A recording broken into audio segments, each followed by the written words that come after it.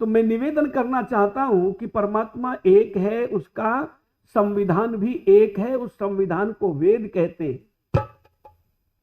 और जब से अलग अलग धर्म मान करके लोगों ने मतों को धर्म मान लिया, तो अलग अलग ही उनके धर्म ग्रंथ भी हो गए, अलग अलग उनके ईश्वर भी हो गए, और ईश्वर के रहने के स्थान भी अलग अलग ही हो गए। पंडित रामचंद्र देहलवी जी का नाम सुना होगा आपने जरूर, आर्य समाज से जुड़े हुए जितने लोग हैं। रामचंद्र देहलवी जी का शास्त्रार्थ एक मौलवी से हो गया, और शास्त्रार्थ का विषय क्या था कि ईश्वर कहां रहता है। देहलवी जी ने पूछा, मौलाना बताओ ईश्वर तुम्हारा खुदा कहां रहता है। बोले जी 7वें आसमान पर रहता है। पूछा 7वें आसमान पर रहता है तो रहता कैसे है। बोले तख्त नशी है, तख्त पर बैठा हुआ है। तो पूछा ये बताओ खुदा तो सबसे बड़ा है। बोले हाँ खुदा सबसे बड़ा है। तो बोले ये बताओ जिस तख्त पर बैठा हुआ है वो तख्त बड़ा है या खुदा बड़ा है। अब कहे कि तख्त बड़ा है तो खुदा से बड़ा तख्त हो गया, खुदा सबसे बड़ा नहीं है। और अगर कहें कि तख्त छोटा है खुदा बड़ा है, तो छोटे तख्त पर खुदा को तो आराम मिलता नहीं होगा, लटकता होगा। तो मौलवी कहता मियां कुछ और पूछो। बोले तो चलो बताओ, ये बताओ तख्त पहले था या खुदा पहले था। अब मौलवी चक्कर में आ गया। यदि कहे कि तख्त पहले था तो इसका मतलब यह है कि तख्त पहले था, खुदा सबसे पहले नहीं था, और तख्त को बनाने वाला उससे पहले मौजूद था। और यदि कहें कि खुदा पहले था तख्त बाद में आया, तो जब तक तख्त नहीं था तब तक खुदा किस चीज पर बैठा था। पूछा मियां कुछ और पूछो। बोले चलो और पूछ लेते हैं, ये बताओ वो तख्त ठहरा हुआ कैसे है आकाश में। बोला 4 फरिश्तों ने पकड़ रखा है। तो पूछा वो फरिश्ते कैसे ठहरे हुए हैं। बोले मियां कुछ और पूछो। बोले और क्या पूछूं, तो एक भी बात बता नहीं रहे। मैं निवेदन करना चाहता हूं, जब संध्या करते हो आप सब हम, तो उसमें एक मंत्र बोलते हैं,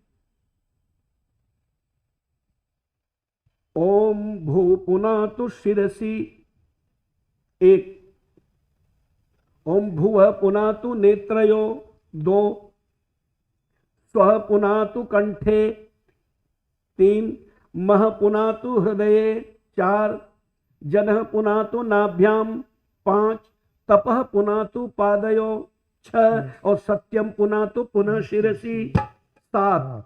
अब विचार कर लो। और इसके बाद में और आता है आगे, ओम खम ब्रह्म पुनातु सर्वत्र।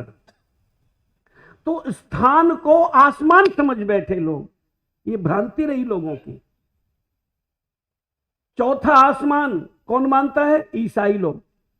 ये चौथा स्थान है जिसके लिए ऋषि दयानंद कहते हैं कि ईश्वर हृदय आकाश में आत्मा में ही, ये हृदय आकाश चौथा स्थान है। और ये 7वां खम ओम भू पुनातु शिरसी, 7वां स्थान भी यही है, सत्यम पुनातु पुनः शिरसी, 7वां स्थान। तो चौथा इसी, अगर परमात्मा को देखना चाहते हैं तो परमात्मा कहां मिलेगा।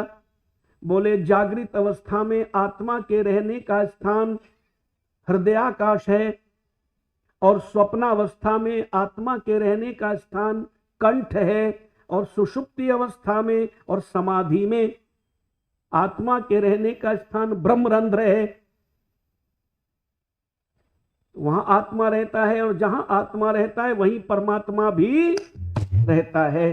तो चौथा 7वां आसमान नहीं, बल्कि हम इनको स्थान के समझें तो बात बन जाएगी। पर ना, हमारे दादाजी का खोदा हुआ कुआं है, इसका खारा पानी पिएंगे हम, तुम्हारा मीठा पानी नहीं पिएंगे।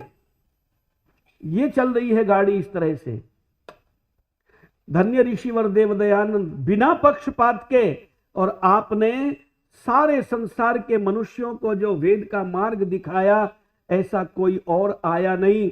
कोई तो कहता है कि तुम ईसाई बन जाओ, और कोई कहता है मुसलमान बन जाओ, लेकिन वेद क्या कहता है? वेद कहता है तुम मनुष्य बन जाओ। तू किसी का अपना ने पराया होता, ये भ्रमजाल तेरे नाम पर ने छाया होता। अरे हिंदू या मुसलमान या ईसाई बनाने वाले, तूने इंसान को इंसान बनाया होता। इंसान बनाने की योजना किसी के पास नहीं है, ना हिंदू के पास है, ना मुसलमान के पास है, ना ईसाई के पास है। फिर ये योजना कहां है? ये योजना वेद के अनुयायियों के पास है, और वेद का अनुयायी हिंदू, मुस्लिम, सिख, ईसाई इन बातों को नहीं मानता। वो केवल मानवता का पुजारी होता है। और प्रकाश जी ने 4 पंक्तियां लिखी थी कि पटु पंडित नेता विजेता बनो, चाहे शासक या अधिकारी बनो, सरपंच चाहे पटवारी बनो, चाहे योगी यति मठधारी बनो, चाहे सिद्ध प्रसिद्ध प्रकाश बनो, चाहे नागर या बनचारी बनो, पर इतना ध्यान अवश्य रहे, तुम मानवता के पुजारी बनो।